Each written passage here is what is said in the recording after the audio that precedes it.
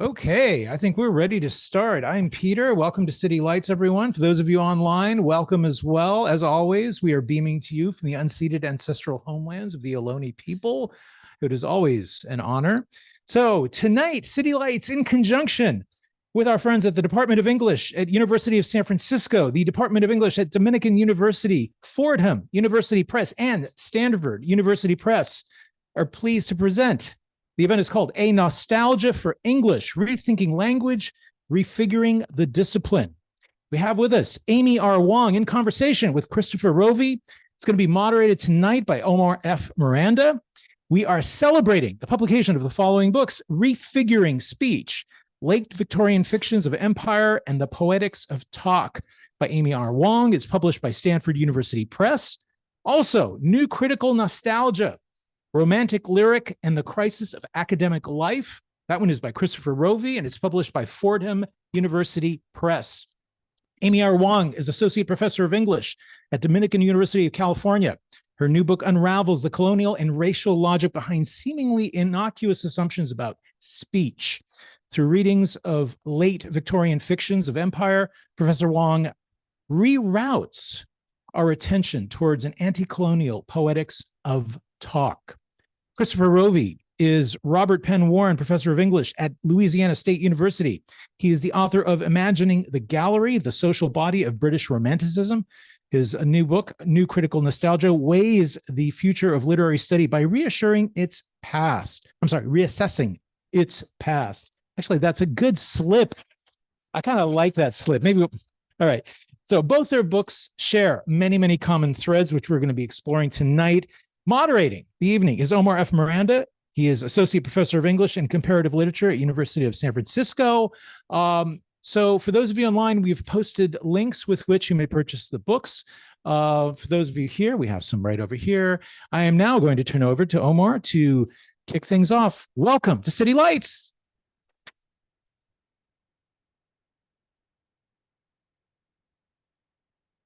All right, everyone, good evening. Thank you. Thank you, Peter. Thank you to City Lights for hosting us. It's really special to be here in this room where Ferlinghetti and Derrida, we just learned, have been, and it is quite an honor to be with Chris and Amy. So as Peter said, tonight's event, A Nostalgia for English, Rethinking Language, Refiguring the Discipline, brings two brilliant books into conversation, as well as two brilliant authors.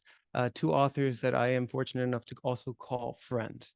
I want to say a little bit more to introduce them tonight, and then offer some of my own comments as to why these two books are coming into conversation tonight. And then I have some questions for them that will get the conversation started. And then, of course, we'll turn it over to you to ask all your questions. And then, before I forget, I do want to let you know that we will continue after this right next door at Vesuvio with drinks. So please do join us if you'd like, so we can continue the conversation there. Okay, I'm going to start by introducing Amy a little bit further. So Amy Wong is a scholar of Victorian literature, post-colonial and anti-colonial theory, media studies, Asian diasporic film and literatures, and psychoanalysis.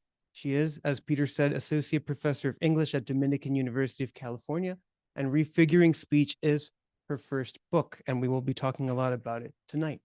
Amy is also co-editor of the special issue Undisciplining Victorian Studies in the journal Victorian Studies from 2020. And I can't possibly overstate how ubiquitous and consequential this publication has become, being cited within and beyond Victorian studies. As some of you in this room know, it was kind of a watershed moment just a few years ago because it opened up the subfield in so many ways that have been really long overdue. One critic called the volume a field-shaking publication. Amy has published in so many journals. I won't list them. She's also done a whole series of more public writings for the Los Angeles Review of Books, Public Books, and Parapraxis magazine. And now turning to Chris. Chris is, as Peter said, Robert Penn Warren Professor of English at Louisiana State University. where he also served as the director of graduate studies. And New Critical Nostalgia is his second book. I want to tell you a little bit about his first book, Imagining the Gallery, the Social Body of British Romanticism, in which Chris tracks the centrality of portraiture in early 19th century life, basically arguing for the need to understand the interdependence between visual and verbal art forms, as he shows us how enormously influential this visual culture and the institutions behind them have become on everyday social and political life in Britain. Chris is currently working on another book called The New Wordsworthians, which is a wonderful title. And it's about a generation of women scholars who came of age in the early 20th century and helped establish modern literary studies. And I think only someone like Chris can do work like this, because very patient and involves incredible archival work. So a little bit about this project. Neglected women scholars such as Edith Morley and Helen Derbyshire are featured in the book. And Chris just told me recently that Helen Derbyshire's character makes a cameo in the film starring Alicia Vikander, and the film is called Testament of Youth. Yes.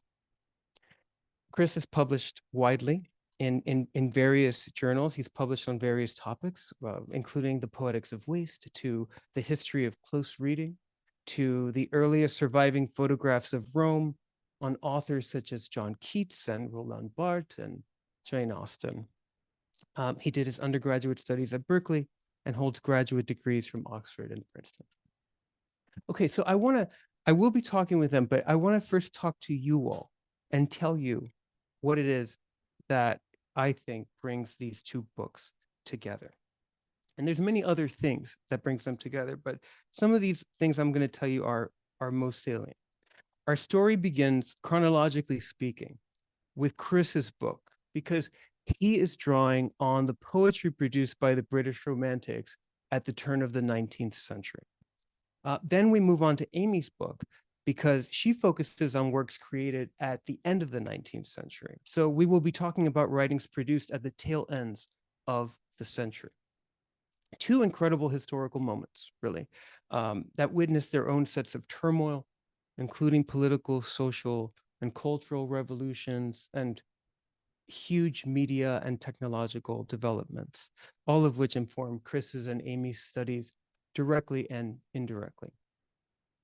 Chris is interested in one of the central myths that permeates British Romanticism, that of rapid change, loss, and the poetic capacities, the poetic powers that come from such experiences. So you might recall William Wordsworth in Tintern Abbey writing something like, "For such loss I would believe abundant recompense," or someone like Samuel Taylor Coleridge and Kubla Khan saying something like, "Could I revive within me her symphony and song, to such a deep delight would win me, that with music loud and long I would build that dome in air."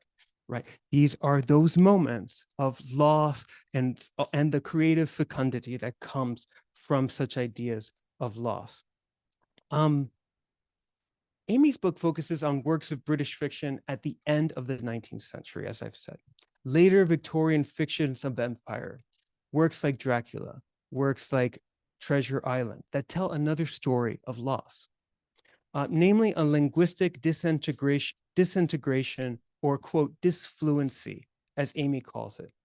She draws attention to these works to help us understand a fascinating textual moment of, quote, anti-colonial insurgency through fictions by white men, in which assumptions that we make about speech, that is, the idea of being articulate and eloquent, something I'm trying to do right now, become unraveled. Right? This is a key moment in her book, and what she means by that is those speech forms that become a kind of mimicry when we enact the speech associated with colonizing assumptions and expectations. So Amy shows us what happens when things fall apart, when the center cannot hold, through what she is calling talk. And I know she's going to tell us a lot more about this fascinating idea of talk. So both books have these crucial mid-20th century moments. One of them is central to Chris's book.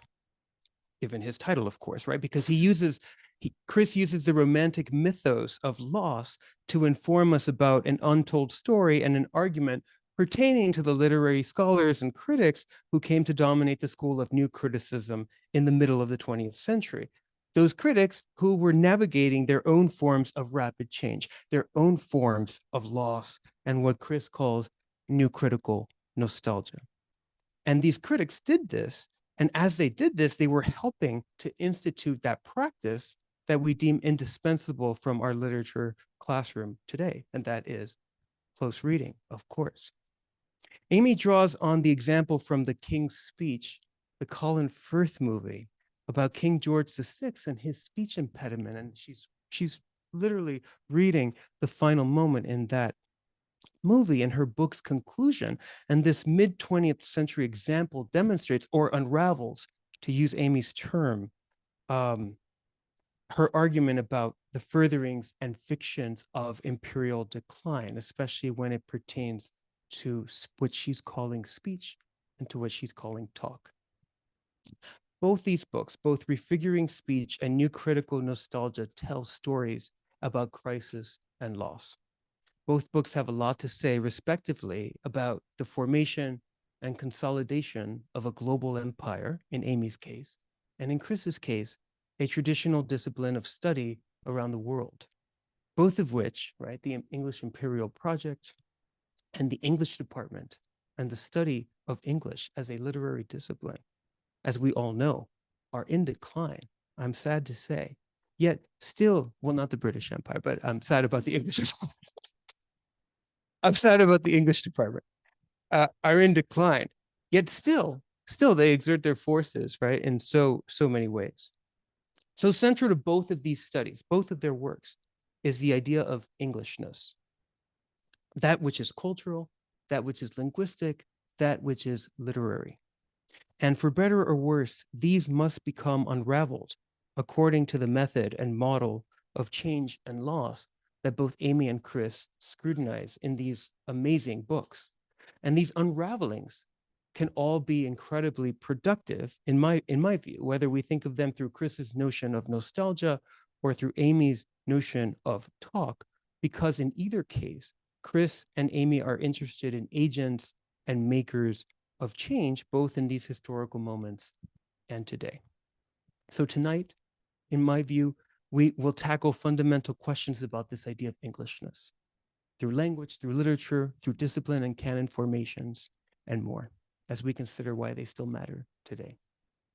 Okay, so I thought I would start with you, Chris, ask you a few questions, and then Amy, I will ask you a few questions.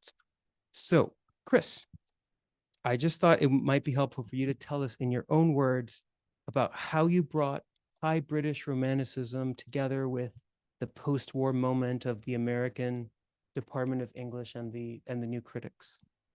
Thank you. And just before I say anything, I just want to thank you, Omar, for putting this together. You're so generous, and just really grateful to have you as a colleague and friend. Thanks to Amy, too, for participating in this. And thank you all for coming.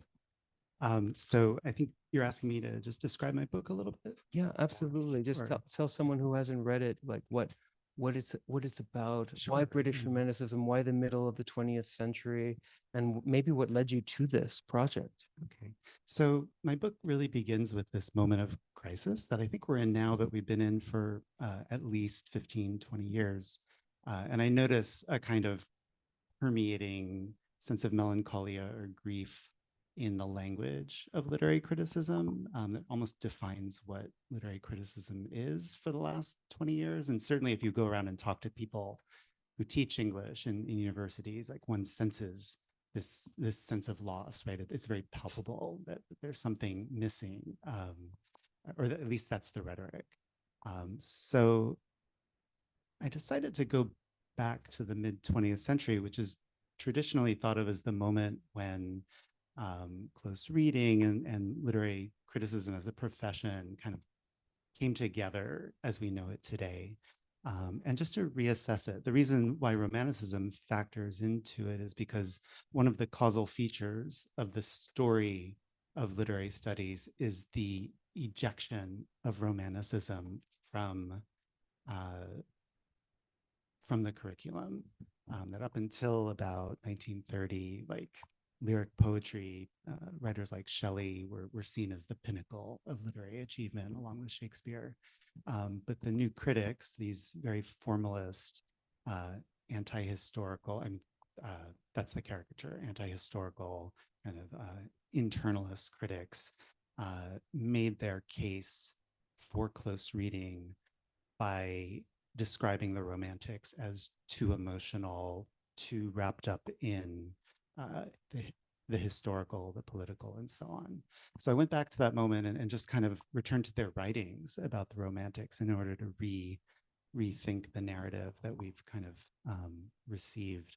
And also just studied the practice, the actual practice of close reading in mid-century, mid-20th century classrooms at a variety of kinds of universities, like not just at elite universities, but at HBCUs, at public universities, universities in different parts of the country, just to kind of put pressure on this narrative that we've received, and which there is a tendency to think that we've experienced a falling off from.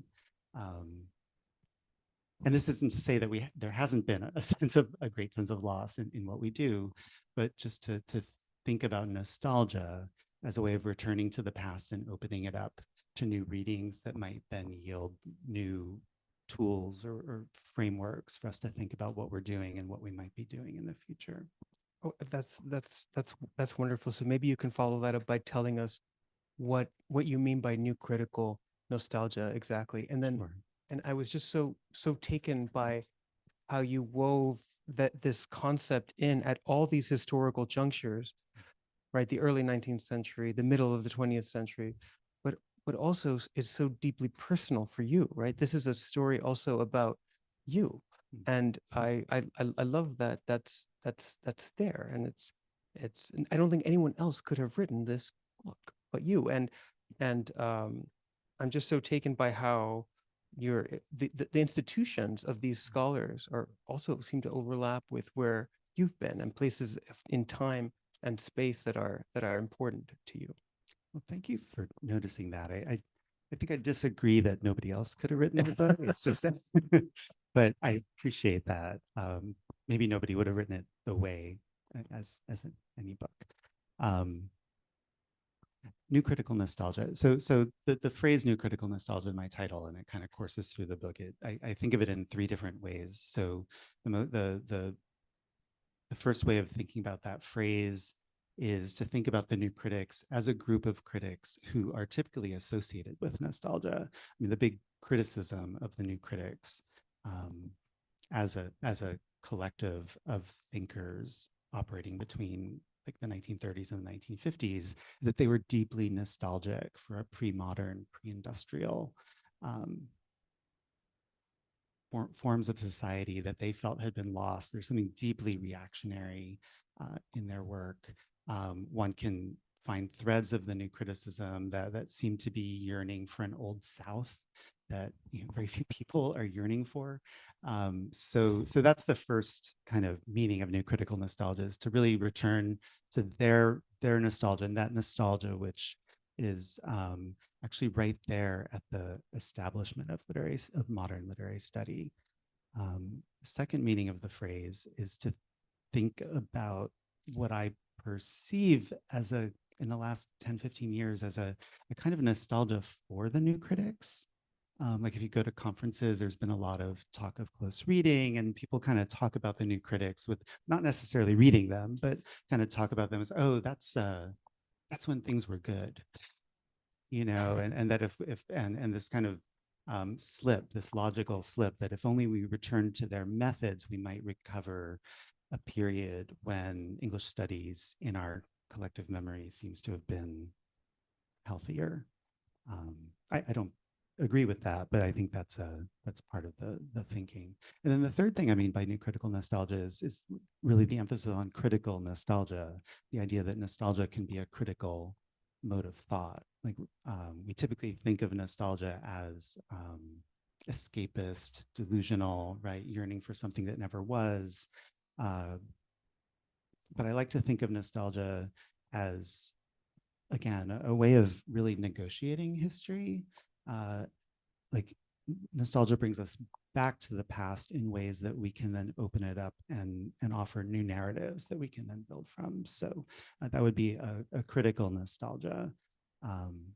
And yeah, so those are the ways of thinking about that phrase. And as far as the personal here, I mean, I think I'll just generalize it and say, I think that anybody in this room, I don't know how many of y'all are professors or instructors or teachers, but there is something very personal about the work that we do, and I think like acknowledging that, and we care very much about how we teach, and we think at a very personal level about our students and how we're going to engage their minds and help them to think. It's a very personal profession, and so I think in that sense, there's a personal element in the book. There are, just by chance, a big part of the story that I tell actually took place at Louisiana State University, which is where I teach. But I did start writing that part of the book before I moved there, so it's not because I'm there. But there are these weird confluences, and I always felt that whenever I was in a place, I might as well go to the archive there. And so there is a sense that the archives I use happen to kind of track my movements. At a broader level, again, any of you in the profession of academia knows that it's a very movable profession. We end up living in places that are very far away from anywhere we ever thought we'd live, right? And we take this for granted that we are these kinds of mobile employees without real roots. And so I think that's another personal element in the book. I've been very mobile in for better and for worse in my career. And it's interesting to go back to the 30s and 40s and to explore critics who maybe the first generation of critics who found themselves cut off from the places that most nourished them and found themselves in this more placeless institutional culture. So. Did you find in your research, Chris, that that these critics were thinking about nostalgia in terms of its etymological roots? Like, was there some pain associated with going back to their roots or having these retrogressive gazes? Pain that is, painful, of course, but also productive in some ways. Yeah, for sure. They're all thinking about nostalgia in different ways. So my first chapter is on a critic named John Crow Ransom, who's often identified as like he's often, I think, wrongly identified as the kind of founder of close reading of the new criticism. And he was very conscious, like when he left his home state and in the university around which he'd grown up and went north, that he was leaving behind the past, but that he was doing so as a member of a profession, and he always longed for return, but also knew that he would never return. And that kind of nostalgia really drives his thought. At the other side of my book, I write about a critic named Josephine Miles, who worked here at Berkeley and who's explicitly counter-nostalgic. And she writes about nostalgia as something to be resisted. And she really thought of the institution as a home. Nostalgia, I mean, its etymological roots are homesickness. Right. So when you're feeling nostalgic, you're longing for a sense of home, not for a literal home, but for something that makes you feel at home. And for Josephine Miles, she felt at home in the institution. So, and she wrote about that sense of the homeliness of institutions. So that's it's the flip side of it, right? That there are ways of inhabiting institutions that can be positive and productive. Great. Thank you for that. So I'll turn it over to Amy, and we'll come back to you very shortly to continue this conversation.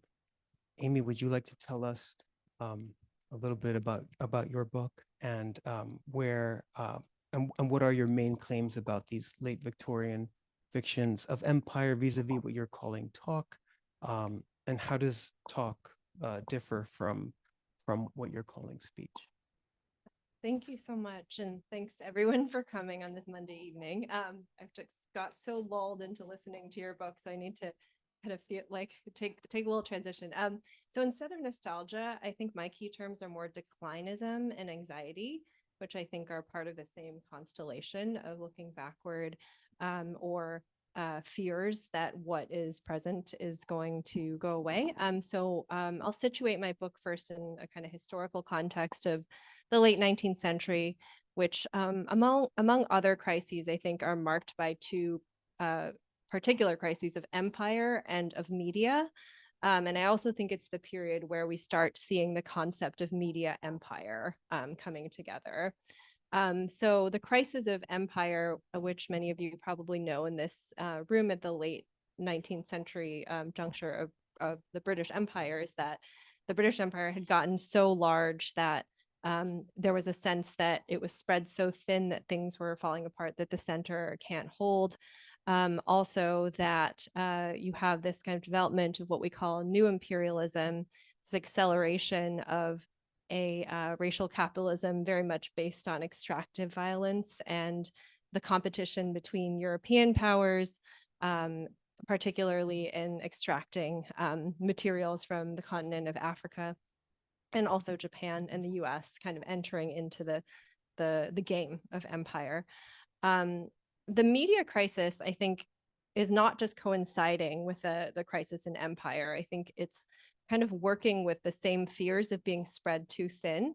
The book actually kind of began more as a media studies book.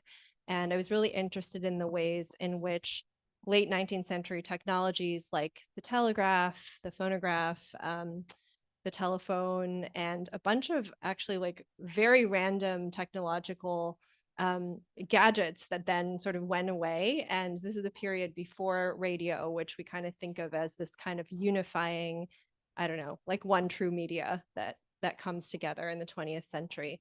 So you have all these different forms of media that are alienating people's words or voices from their bodies. And so there is a bit of a panic about, okay, where are my words going?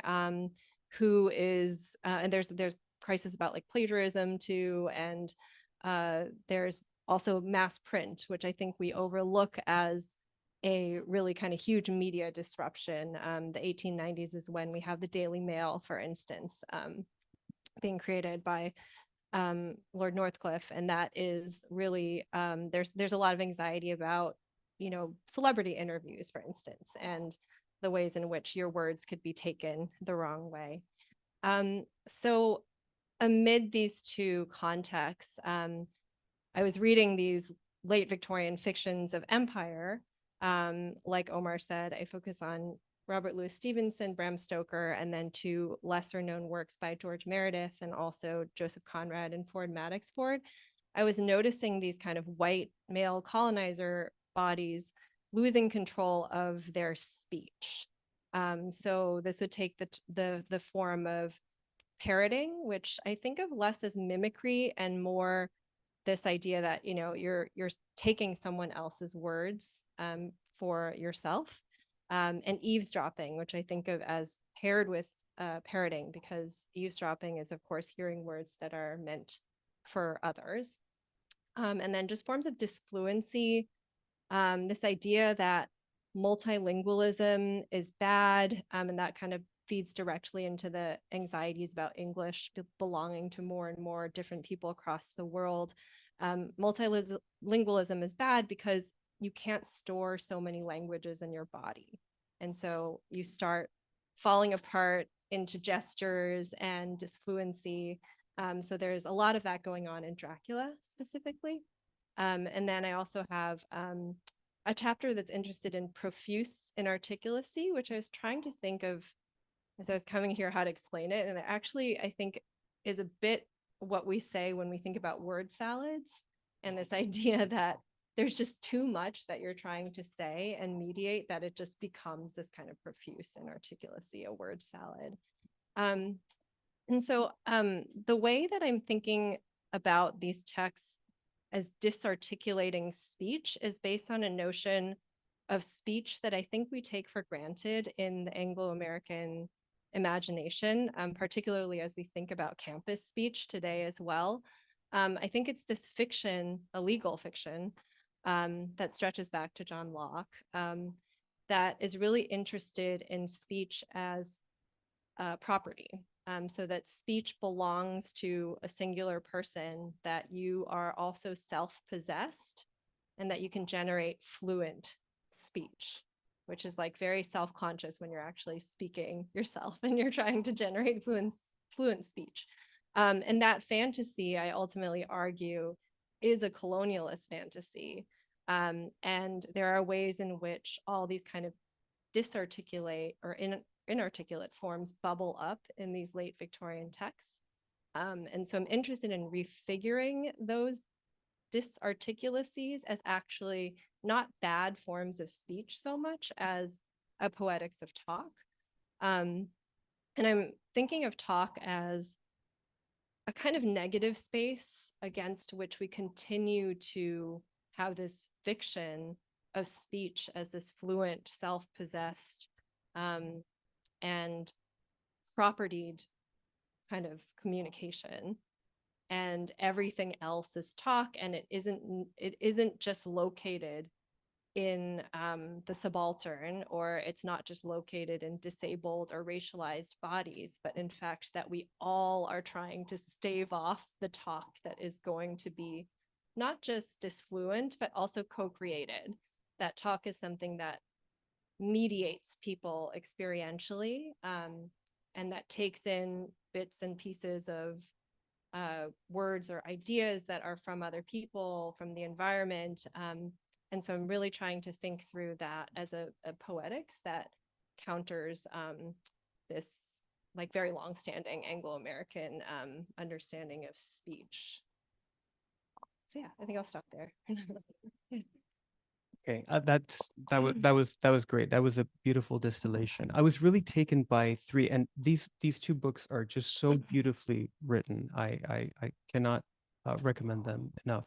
I was really taken by what I saw as two explicit metaphors that you sustained throughout the book, and then one that I think is implicit. I think the first one is this idea of the Miltonic abyss against which you demarcate your terms of speech and talk. So I was wondering if you could tell us a little bit about that metaphor. The second one, of course, is right on the cover of this beautiful book, right, which is the Tower of Babel, going back to the Old Testament. So how does that metaphor I'm using that intentionally, figure throughout the book? And then the implicit metaphor that I got from your reading is a kind of a Frankensteinian one, and I can't not think about Frankenstein in my day-to-day, but I can't.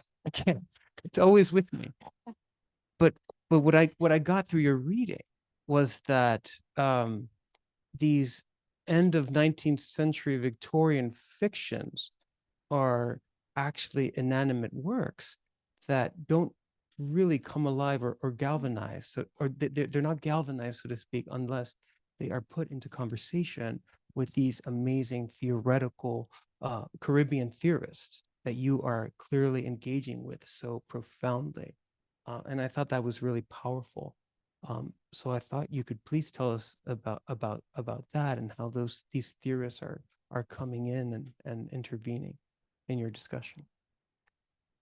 Yeah, thanks for those questions. I'll start with the abyss. So I'll say that both the abyss and the sort of Babel metaphor actually do surface in a lot of thinking about communication theory.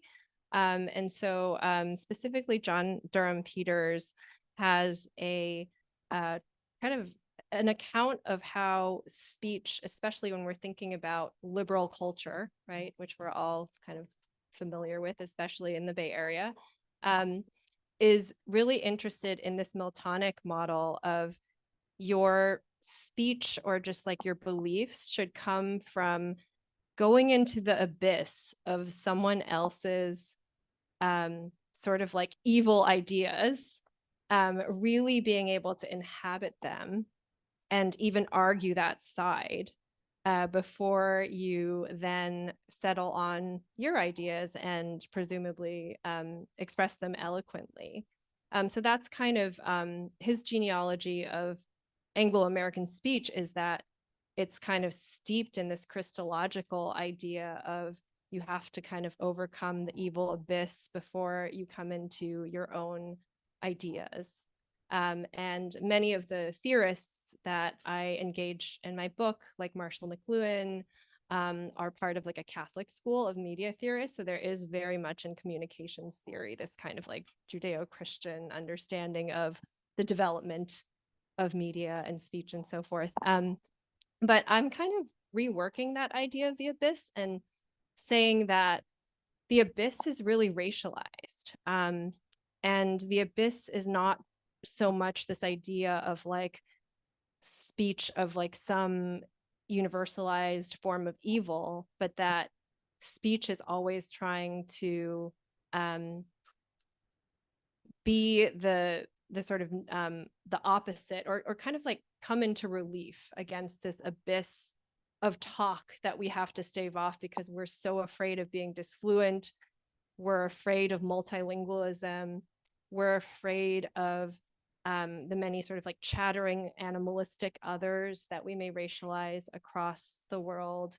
And I think that that comes through in the ways in which we so still value the native speaker, right? That's still something that comes up in job ads as if that's like a some kind of naturalized concept. And so there is just this sense that we don't want to be the speaker that pauses or that becomes disfluent, that has too many languages, that has another language that's competing so that you can't speak with as much naturalness. So I think of that abyss in a slightly slant way from these communication theorists. And then Babel, I think, is owes to the Afro-Caribbean theorist Edward Glissant's idea that after colonialism, there is no return. So I think there's some connections here to the ideas of nostalgia. Like there certainly can be the sense of colonial nostalgia. And I do think that there's like a melancholy to the more canonical ways in which someone like Gayatri Spivak is thinking about, can the subaltern speak? The subaltern can't speak. And Ray Chow is someone who actually points out the melancholy of that.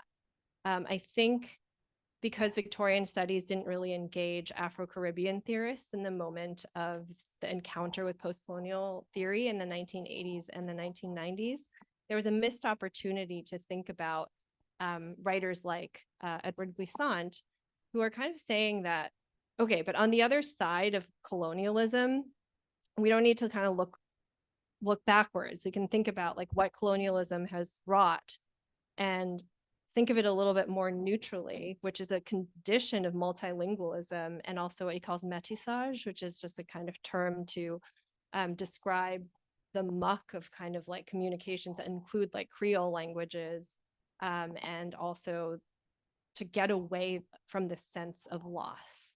And so the conditions of métissage is refiguring in Glissant's work. This idea of Babel doesn't have to be a fall, right? Multilingualism can actually be what he calls a shiver of a new beginning.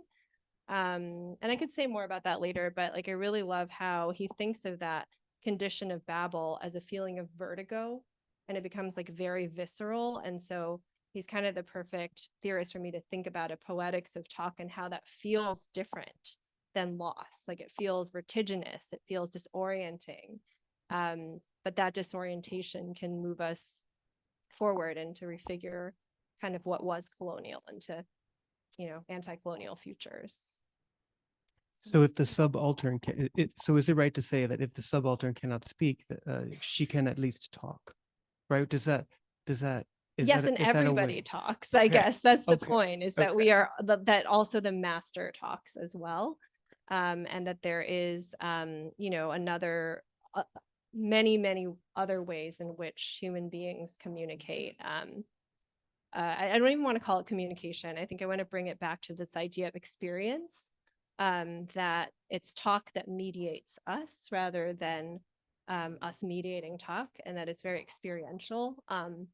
And so Stevenson's a writer that I think really captures that particular feeling of talk as something that comes in and like warms you in your embodiment. And then after that experience, it's ephemeral and then it kind of fades away. And that there's something actually very, I think, maybe not quite for him, but I think there's something very subversive about that, because it counters this idea of speech as property, and you've said it and you have to stick with it, and you can't flip-flop, or you can't say something different. Those words now belong to you. And I think we're very still obviously fixed with that idea. Maybe for the sake of time, I thought I would give them both a few minutes for them to read from these beautiful works. And why don't we start with you, Chris? Just give us a bit from New Critical Nostalgia, please, and then we'll turn to Amy.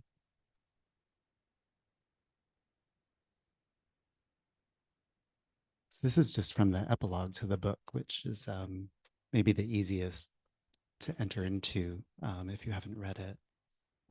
It's about Josephine Miles, who I mentioned before, who was a poet and critic here at Berkeley. I need my glass.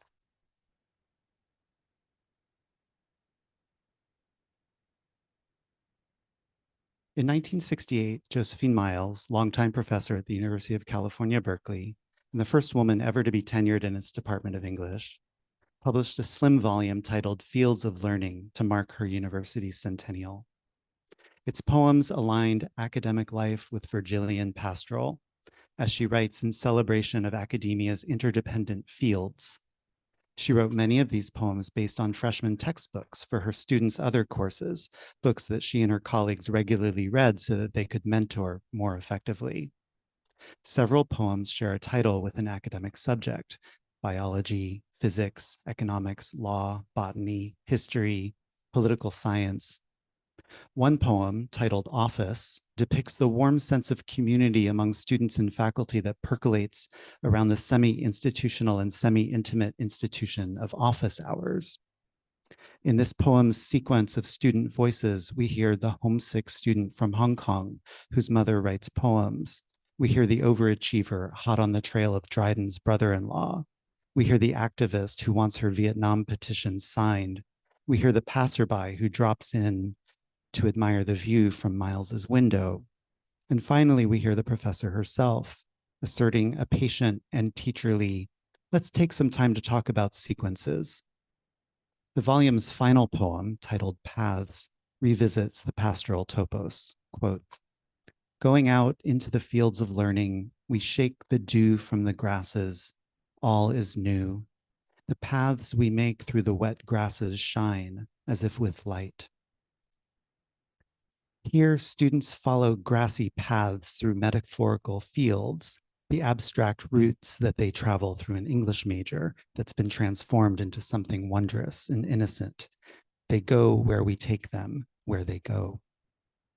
Miles gave fields of learning to all of her administrators, as well as to friends, students, colleagues, and chairs. Not a single administrator replied, she wryly recalled, but she received fascinating letters from teachers of physics and teachers of biology. Miles's Berkeley is still today a focal point of a complicated nostalgia, signifying at once a lost golden age of activism and the contrary belief that a fiercely forward-looking radicalism bears no truck with bygone critiques of progress. Mario Savio and the student power movement of the 60s decried Clark Kerr's institutional model as a public utility serving purely technical needs of society. In the minds of alienated students, the ills of the multiversity stemmed above all from its bondage to other dehumanizing institutions of American society. Thus, undergraduates protested specialized disciplinary expertise as irrelevant to their academic experience, just another sign of the university's enthrallment by the state. Their protests were one consequence of the enfranchisement of the student reader in the preceding 20 years, emanating from close reading practices that quietly broke down certain structures of intellectual authority. This points to one of the central ironies of the American New Criticism. Beginning as a nostalgic intellectual movement that sought to protect the pure field of the poem itself, Its student-oriented classroom pedagogy ultimately helped nudge the university toward a new era of student agency and student resistance. It's not too far of a leap from the new critical classroom, conceived as a public discussion among mature participants, or as an interactive space where students felt comfortable offering their own readings of poems, to the massive reimagining of intellectual authority represented in the late 60s by student-initiated courses, student evaluations of faculty teaching, student-directed curricular renovations, and the like. And not only in the US, for what began as a North American story with inputs from Europe became after World War II part of a global story about democratization and imperial reach. Of the many European scholars who came to American universities during and after the war, some like Renee Welleck, Eric Auerbach, and Jeffrey Hartman helped to transform close reading into what came to be known simply as theory. Others, like the Italian comparatist Remo Cesarani, returned home to lecture and publish on the New Critics. Cesarani's 1960 essay on John Crow Ransom, published in the Italian periodical Studi Romani, remains one of the most clear-eyed accounts of the American New Criticism that's yet been written. The self-proclaimed conservative revolution of the New Critics thus moved strangely into alignment with the romantic revolutions of the post-war era. American close reading became part of a worldwide story about the democratization of knowledge. Yet its self-consciously corporate aspects also prefaced a darker story, a kind of institutional anti-pastoral, encompassing, among other things, violence towards student activists, the populist suspicion of expertise, the financialization and entrepreneurialization of knowledge, and the alienation of labor within the late capitalist university. Our new critical nostalgia may fantasize dubiously about mid-century English as an institutional Eden from which we've been expelled. But as we consider the feelings of profound loss that imbue our mission as professional intellectuals, the widespread sense that there's something missing from the ways that we read, engage our students, and interact with the varied communities to which we belong, it's worth remembering that nostalgia can express attachments to the past that go beyond mere dream chasing, that nostalgia's longings might even be integral to the disciplinary imagination, intimating a critical resistance to the unjust features of the present and asserting the ultimately reasonable belief that academic life can be made better.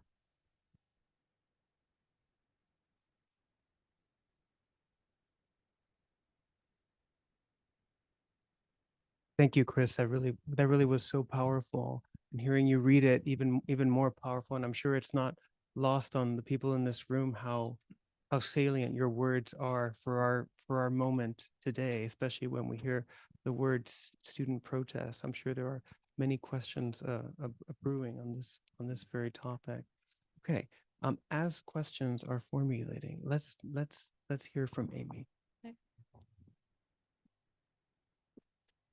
So I'm actually going to read from the introduction, although I kind of felt like Chris should go second with that ending there. So this will repeat some of what I actually was trying to say earlier, and hopefully with a little bit more clarity what my the terms of my book are engaging. Okay, so this book engages an unusual grouping of 4 late Victorian fictions of empire, selected for how they illuminate features of a crisis of speech that reached a particularly intensified pitch in the final decades of the 19th century. By speech, I mean a certain proprietary fantasy in the Anglo-American imagination that prizes a perfect tethering of expression to intent, as well as its associated aesthetics of self-possession. In such a fantasy, speech is the act of flag burning that will finally deliver a clear-cut judiciary decision. In more mundane contexts, speech is the fluent and articulate lecture or the perfectly witty comment delivered at just the right moment. In 2 fictions that are well known, Robert Louis Stevenson's Treasure Island and Bram Stoker's Dracula, and 2 that are less so, George Meredith's One of Our Conquerors and Joseph Conrad and Ford Madox Ford's jointly written The Inheritors, an extravagant story. This kind of speech unravels in somewhat embarrassingly spectacular ways, alongside the colonialist selves and worlds that it sutures together. My approach to these fictions will be somewhat perverse in its bid to follow the logic of this unraveling further than these texts are willing to go. These fictions of empire share the sense that the unraveling of speech will mean the end of the world. My aim instead is to follow Afro-Caribbean thinkers, especially Edward Glissant and Sylvia Wynter, to show how these texts imagine, if unwittingly, the end of colonial worlding. In each of my readings, I refigure the materials of speech that these literary works have already begun to disarticulate into a different poetics of communication, which I've opted simply to call talk. Talk, which I see as emerging out of scenes where speech fails, stands on its own poetics in a manner that has always exceeded Anglo-American speech's colonialist, proprietary underpinnings. Talk is what forms like mimicry and articulacy and disfluency are if they were not described in terms of speech's degeneration. Talk is also what babble could be, a condition of multilingualism that is not the end of the world, if Anglo-American speech were not so obsessed with the self-possession of native English speakers. For Glissant, the multilingual conditions of the Caribbean and creolization give rise to his reworking of the babble myth. There's neither an outside to nor a return from colonialism. Métissage is the ontological condition from which anti-colonial poetics finds the shiver of a new beginning. What Glissant reworks is not colonialism so much as the view of colonialism as an end or ending. Taking inspiration from Glissant and from other Afro-Caribbean thinkers whom Victorian studies rarely engaged in its encounter with post-colonial theory in the 1980s and 90s, this book develops a conception of talk that seeks what may be on the other side of a struggle with and liberation from speech, offering a way around questions that have stalled out before the insurmountable ideological barriers to subaltern speech. I think I'll actually stop there. I had another passage, but I think that's better. Just from here. Yeah.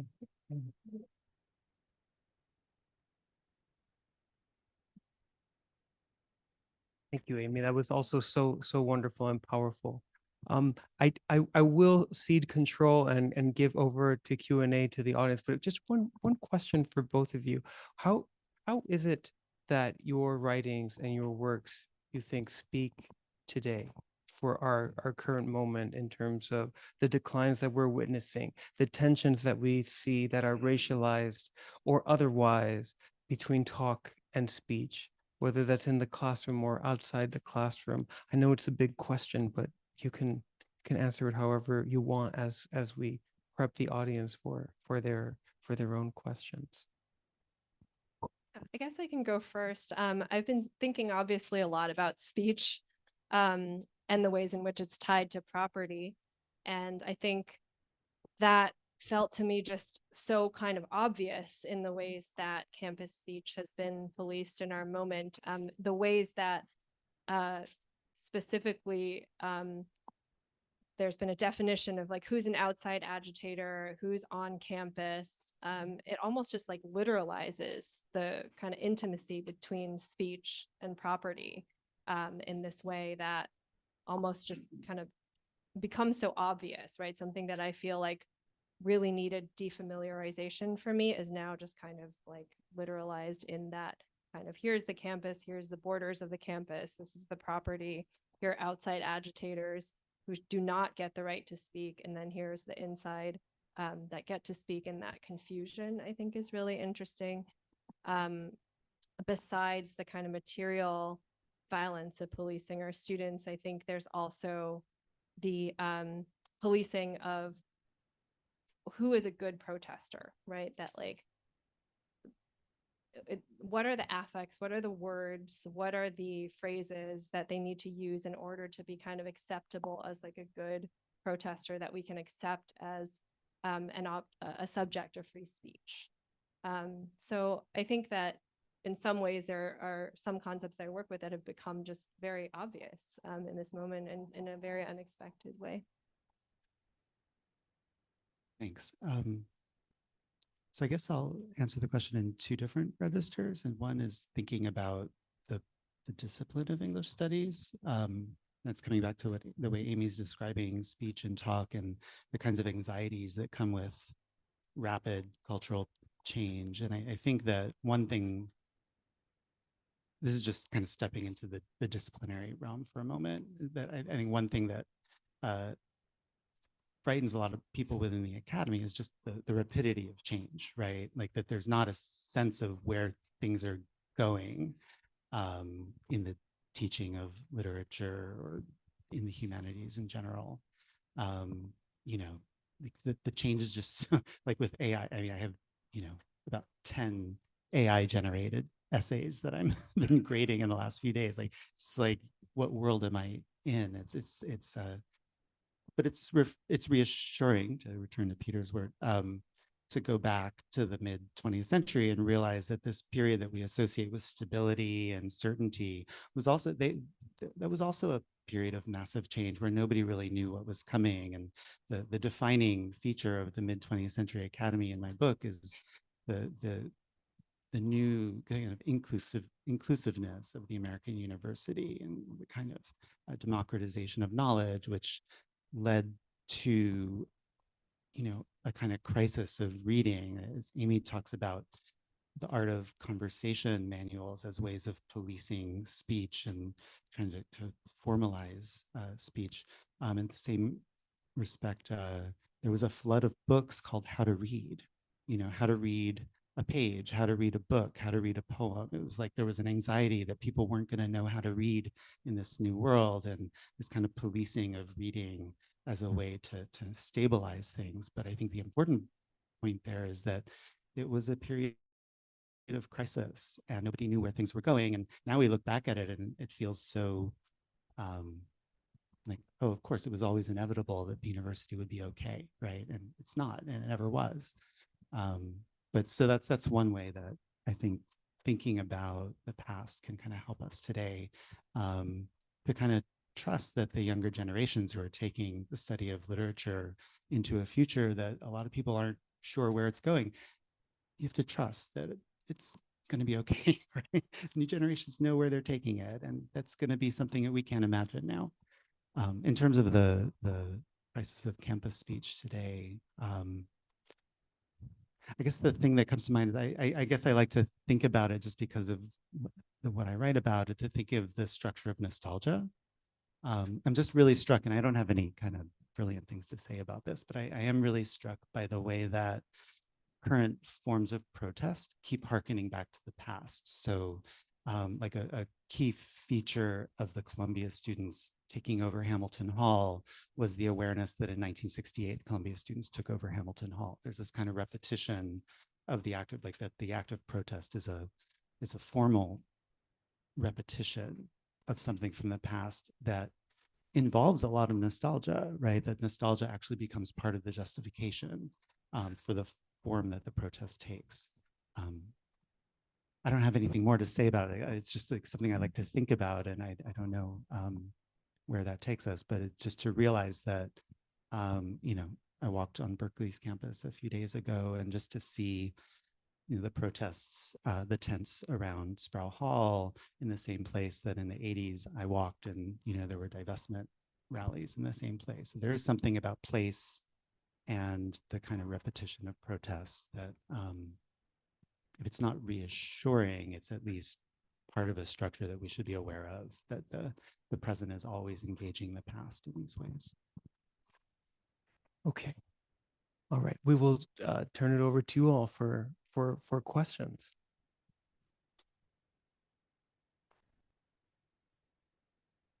Please wait till I get to you with the microphone. You want to raise your hand? Huh? Thank you both. This is so fabulous, and I loved hearing about your books so much. My question is for you, Amy, especially because Dracula is such an important novel to you, and Dracula is such an important novel to me, and I just want to talk about it all the time.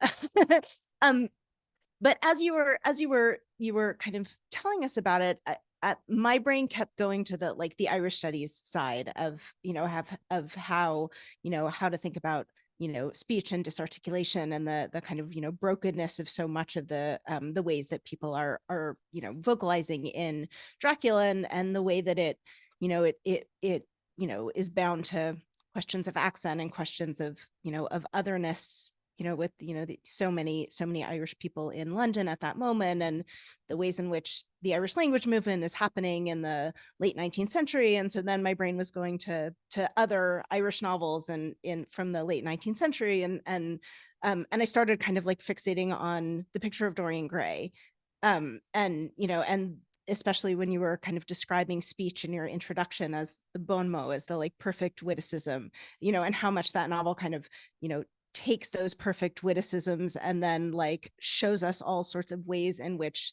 the world degenerates around them.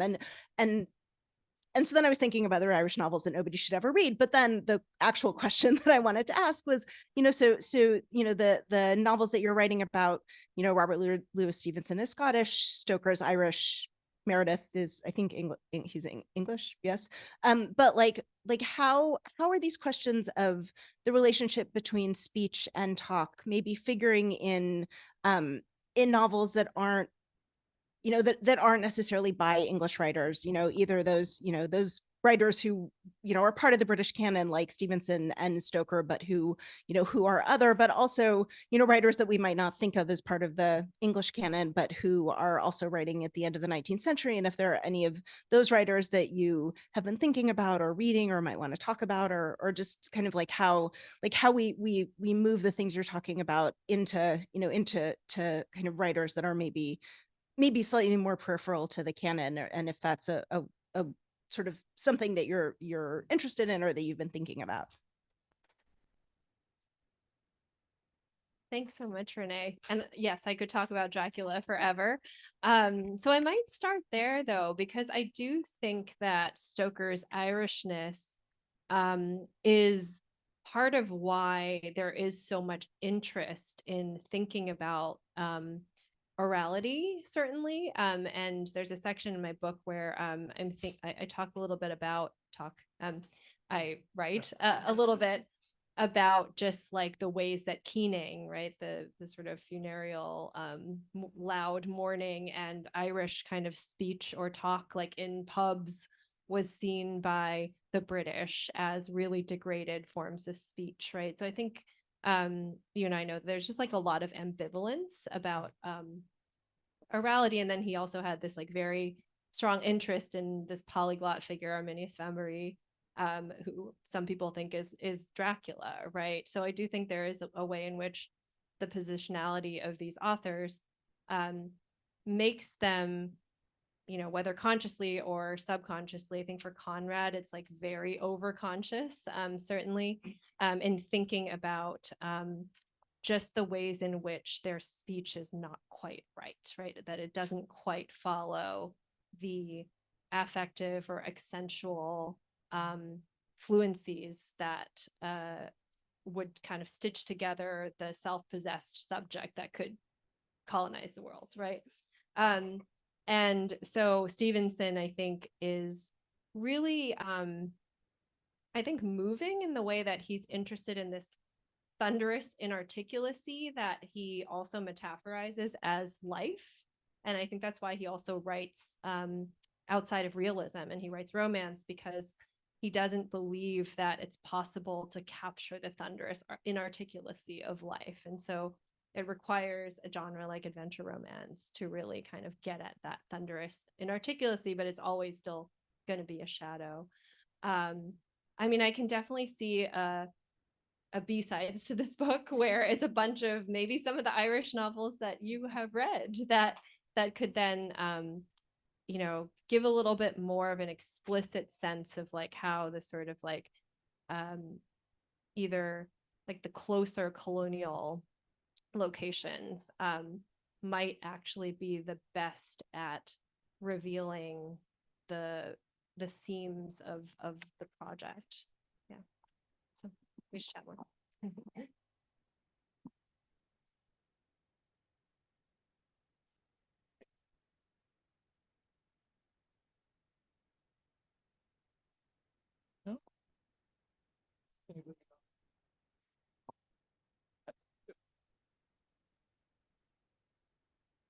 Thank you. I'm sorry to continue along the presentist line. I mean, you guys have these beautiful historical projects, but this is just what it made me think of, and it's a couple of different things for Chris and Amy. So Chris, I was thinking your comments about pedagogy and new criticism, which really institutionalized, the practice of close reading, which we teach, which is sort of like the takeaway thing that we teach in English departments and other literature departments. But I've been really struck lately by the kind of forms of vernacular criticism outside of the university and the classroom that are taking place that I've been introduced to through my students as a professor of English, book talk and kind of especially like video essays on YouTube. So there's also a question about sort of media there and kind of the media of criticism, of these forms of criticism. But and these are, in many ways, like especially the video essays on YouTube of like films, like deeply formalist, really actually have adopting many of the lessons of new criticism in many ways. So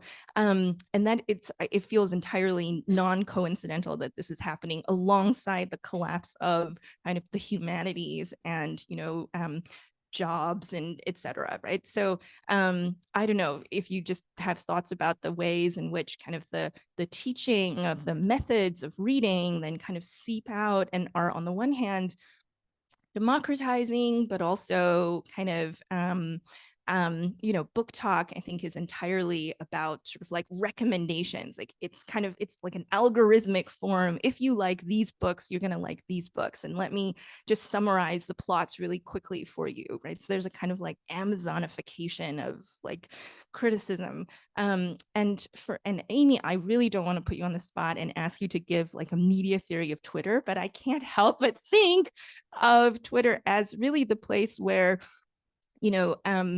the speech that tries talk that aspires to be speech, but then is, or speech that is kind of falling into forms of talk is happening all the time, but also a little bit about the kind of potentially pernicious effects of not taking ownership, like a totally take all of the, the problems with ideas of propriety and kind of speech, the sort of, autonomous rational subject, but then the, affordances of kind of anonymity and kind of more degraded forms of talk in this on this platform at least had these kind of other aspects as well. So I don't know if you have some thoughts about that, but yeah. Thank you for that. It's a really exciting development, I think, for any teacher, that there are these media forms of reading that one can direct one's students to, right? And I have a couple of thoughts about that. I mean, one, I think you're exactly right that this proliferation of seemingly non-academic forms of reading would take place at a moment of a collapsing job market. That's certainly the case. I think so. One thing I want to just throw out there is that I don't think the new critics themselves were particularly good readers. Like when we talk about close reading, like there's this kind of caricature of the new critics as really attending very carefully to the word, to the page, that there was an intimacy to the way that they read. But actually, their actual readings are incredibly disappointing if you're looking for that kind of intimacy, because they really distance themselves from the words on the page. They process text through a series of systematic structures like paradox or ambiguity that's not unlike the kinds of critiques you get nowadays of like computational criticism, right? That you're not actually reading it, you're just processing the text. So I just want to kind of throw that out there, that I don't think that new critical close reading is necessarily even what we do nowadays in the classroom. Like when we're close reading, there have been so many really productive debates about what it means to read. And I think what's so exciting about that is like really what we're all doing is we're looking for a way to engage the text that will engage our students, right? Or we're trying to find ways that our students can engage the text in a way that can be meaningful for them. And I don't think many of us have dreams of turning our students into literary critics, right? But we want them to read. So it's really amazing when you can point them to something that's far more entertaining than you, reading a text, reading a film, or so on. The other thing is that in the mid 20th century, there actually were these kind of media forms of reading. So the new critics were, this is a weird part of the story, but they did radio shows. There were radio academies where every Saturday afternoon on the radio, like a major critic would teach a course on a poet. Like you'd get like a Saturday afternoon radio show on John Keats. And is which is a way of bringing the university into people's homes, right, into their living rooms. And anybody, so the idea of the university becoming a more accessible space is literally happening through media, where people just could kind of indulge their fantasy of being on the leafy quad without even having to leave their home. So the flourishing of para academic or extra academic readings is not a totally new thing, although it's far more exciting nowadays than it was back then. And then the last thing I'll say is that one thing I really like about these new forms of reading is that are a little less stodgy, I guess, is that it's to repeat myself. I just want my students to read. And not just read, but what does that mean? But to notice, right? Like I've given up on the term close reading. Like I don't think students know what a close reading is, and I'm not sure I really believe in the value of trying to teach them what a close reading is. What I really want them to do is just to notice something that they hadn't noticed before. They wouldn't notice the first time they read something, to like just pay a little extra attention and to catch something. And I feel like if I can get them to do that, then I've achieved something. So yeah, so all of these other forms of reading seem really, really positive to me. Yeah. Before I talk about Twitter, though, I kind of wanted to just talk about Chris's question, because I was thinking about the ways that you were just thinking about like Josephine Miles as a critic and how open she was to this idea of, I don't remember the lines from her poetry, but the figuring and then the next turning. And my sense was that like as a critic, she was like very attuned to the ways in which there's almost like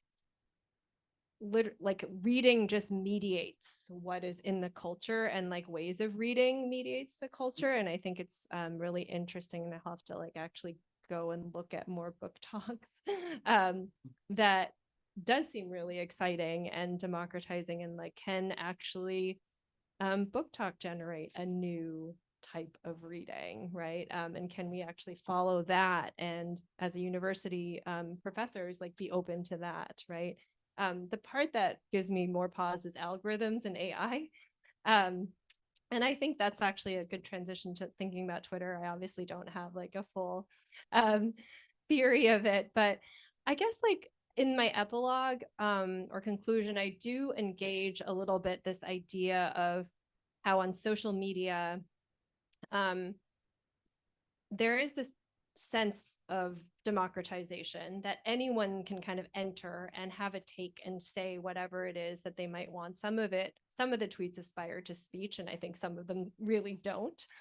And so I think when I was writing this conclusion, my sense is that these corrosive forms of unproprietary speech, if you will, are still going to be there, and it's part of that democratization in a way. So I think I mentioned like QAnon, for instance, which I don't know if is still a thing. It was very much like thinking about like the Russian interference in the 2016 elections, and is that something that would go away if we, put proprietary bounds around what is admissible in Twitter? And I don't really think so. I kind of think we've just like opened the Pandora's box, and that like these forms are just going to be coming at us anyway. So I think we need to find a way to work through them, and to,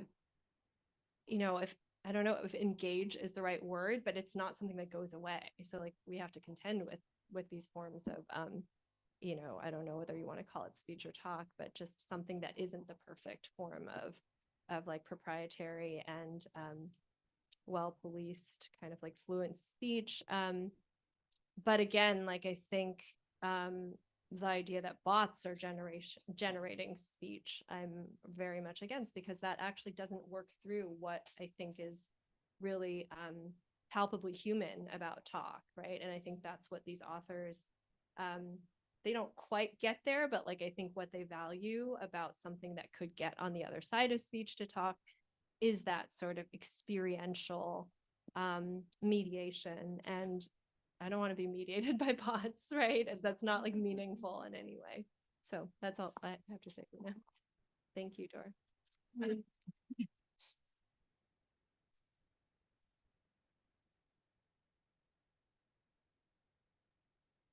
Thanks so much for the generative conversation. For Chris, I was wondering if you could say a little bit more about pastoral and anti-pastoral, and whether post-pastoral is a term that maybe figures into this constellation. And just thinking about how pastoral relates to how your project sort of weaves between sort of like the mid-century moment, romanticism, but also the present moment. So I'd just love to think about pastoral and periodization, maybe. And then for Amy, I was wondering if accent sort of figures in your book, because I actually listened to the audiobook of Dracula, and it was performed by like a cast ensemble, and so like, you know, like what does it mean to reanimate, right, Dracula, right, into a sort of audio production, but also where the accent figures itself on the printed page as well. And if you could maybe talk a little bit more about Joseph Conrad, and because you mentioned that the text is co-authored between Joseph Conrad and Ford Madox Ford. And I think you mentioned something about how like talk is co-authored. And so I was wondering if you could sort of talk about the co-authorship of talk and the co-authorship of the text that you look at. Thank you. So, just on pastoral, my interest in pastoral in the book is really about the pastoral of the university. I have a chapter called Pastorals of the University, this kind of fantasy of the university campus as a pastoral space. And so many American universities were designed this way, like the Olmsted firm kind of designing the university campus as if it were a public park. And there still are, you know, to the point where it becomes cookie cutter, like you can stand on the campus at Rochester, you can stand on the campus at Berkeley, or you can stand on the campus at LSU and almost not be able to identify which campus you're on, because the pastoral features are so similar. But the extent to which that kind of fantasy of the pastoral campus kind of elides the reality of so many campuses which are not pastoral at all, and a world in which modern education is not pastoral undertaking, right? So there's a real tension within the concept of pastoral in the university. So in Miles's case, I mean, just to take an example, I mean, she believed in the kind of administrative cohesiveness of a university as constituting the pastoral of the university. And she talks about fields of learning. She's not talking about actual fields. She's talking about disciplinary fields, right? And which kind of is what makes her what I call a counter-nostalgist, because there's something very realistic and grounded about the atmosphere, the environment of the supposedly pastoral university. So yeah, I have not listened to Dracula before, so I am actually curious. Did the audiobook readers put on accents? Uh-huh. Mm-hmm. Mm-hmm. Yeah. Yeah.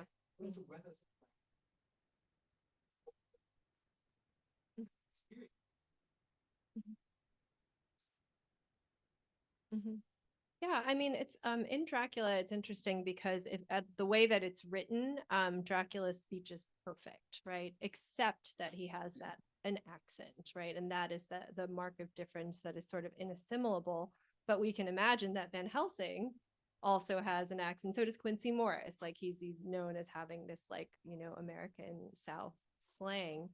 And so the argument that I make essentially in that chapter is that those forms of accents and sort of like erroneous English, right, are admissible because Van Helsing and Quincy Morris have agreed to join this sort of English only multimedial cosmopolitan network that Nina Harker puts together.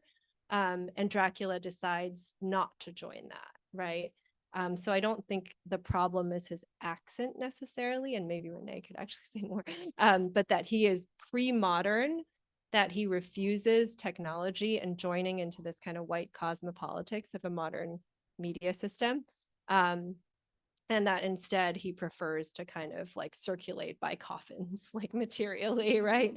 But I do think there's some really interesting things to think about. The book is a little bit Derridian, so I also am thinking about like how Derrida is performing in monolingualism of the other, this idea that like all language is prosthetic, right? No language belongs really to anybody. However, he can't get rid of this sense of like how much he hates his Algerian accent, right? And I think in doing that, he's just interested in pointing out how visceral it feels, but that it's still not legitimate, sort of like from a metaphysical perspective, to say that like accented or non-accented English means it belongs to you more or less, right? So there's just a lot of like interest in the visceralness of that concept, or that feeling, if one has an accent or doesn't have an accent. As we all know, we all have accents, including like a standard English accent.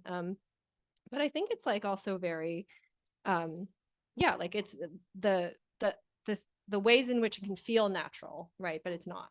I think I'm interested in. You were saying about Conrad and Ford. There's a lot of fun stories about how it's primarily Ford's work, but he and Conrad would get into these fights as they were writing The Inheritors. I would not recommend this book. It's not actually very good. But it is this weird kind of scientific romance, science fiction, and it's very disfluent in that there's a bunch of dots, and all the reviewers kind of panned it for it being just like a bunch of dots, like all over the place. And the speech is disfluent, the narration is disfluent. And Ford says Conrad is disfluent, right? And so he's actually kind of like remediating Conrad's speech.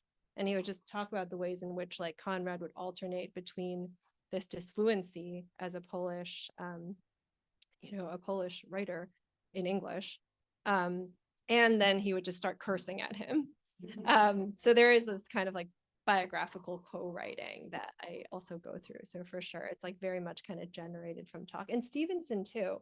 I don't know whether this is true, but he tells a whole story about how Treasure Island is co-created by this scene of like oral storytelling and exchange, that he wouldn't have published it had someone else not secretly sent in a publisher to kind of like, have his work published for the Young Folks magazine.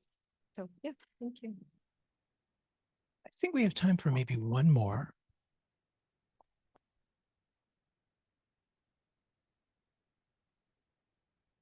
Hi. I guess this is a question for Amy.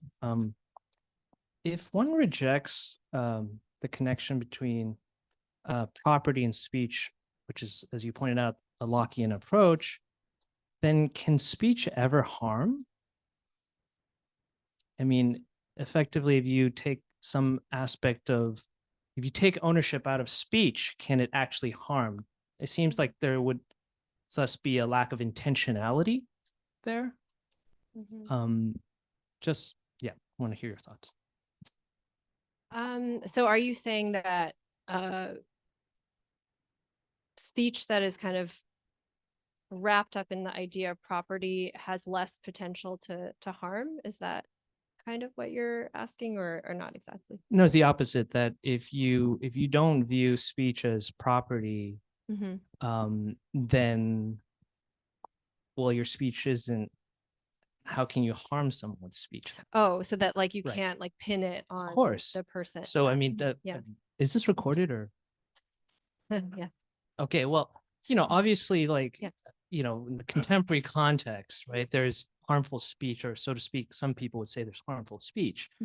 But if you reject the fact that there's ownership there, then is there, I mean, what does that mean?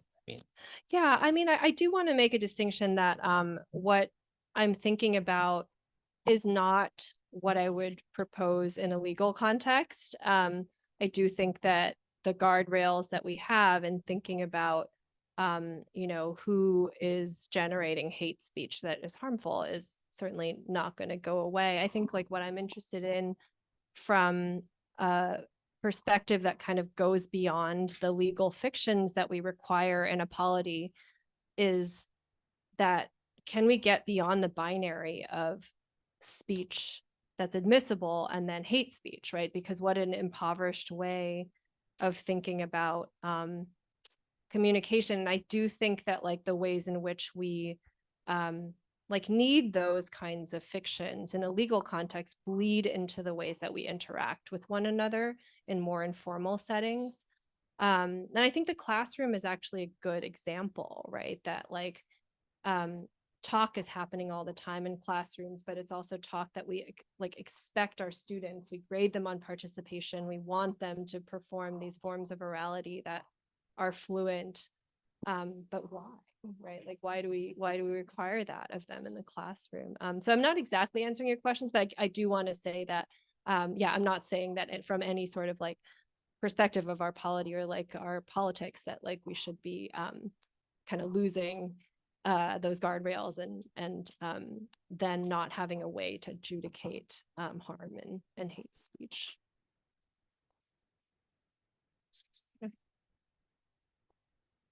Okay, well, that was absolutely wonderful. Thank you all for your questions. Thank you all for being here. And as I said earlier, please join us next door at Vesuvio if you'd like to continue the conversation and the questions and drinks, of course. Okay, thank you very much.